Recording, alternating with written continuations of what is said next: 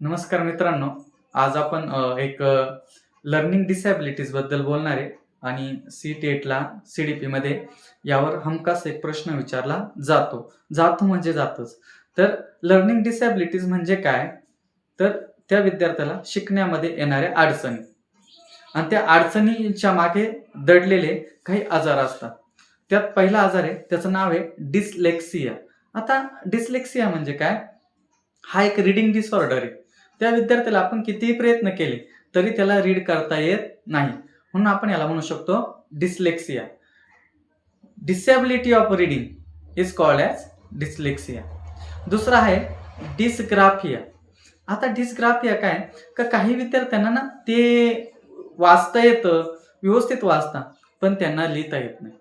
They are not able to write on the papers. So that's kind of disability is called as dysgraphia. Dysgraphia आपण काय म्हणू शकतो? Dysgraphia is nothing but the writing disabilities.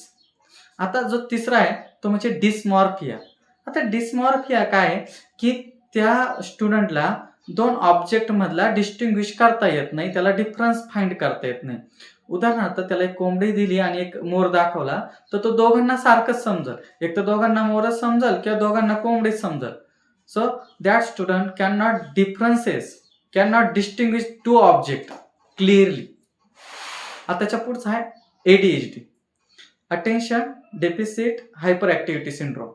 ADHD हा जरी आजार असला तर याचे काही फायदे पण आहेत. तर ह्या ADHD मध्ये काय होतं, त्या स्टुडंटला एका गोष्टी कॉन्सन्ट्रेट करता येत नाही. तो एकाच वेळी नंबर ऑफ ऍक्टिव्हिटी करायचा प्रयत्न करतो आणि एकदम क्रियाशील असतो, एकदम हायपर ऍक्टिव्ह असतो. मग ही सुद्धा काय असणार आहे, एक हा पण एक डिसऑर्डरच आहे.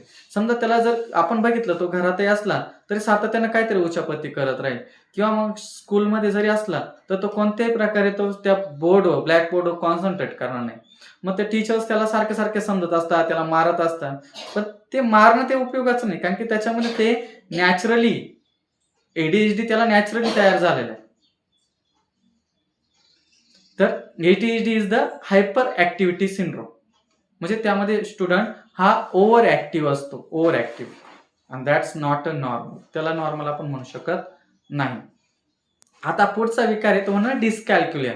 जर त्या स्टुडंटला कितीही काही झालं तरी कॅल्क्युलेशनच जमत नाही, त्याला सांगितलं 5 आणि 2 किती होता, 7 होता समजा, तर ते त्याला येणारच नाही. तुम्ही किती वेळा सांगा, ते येणारच नाही त्याला.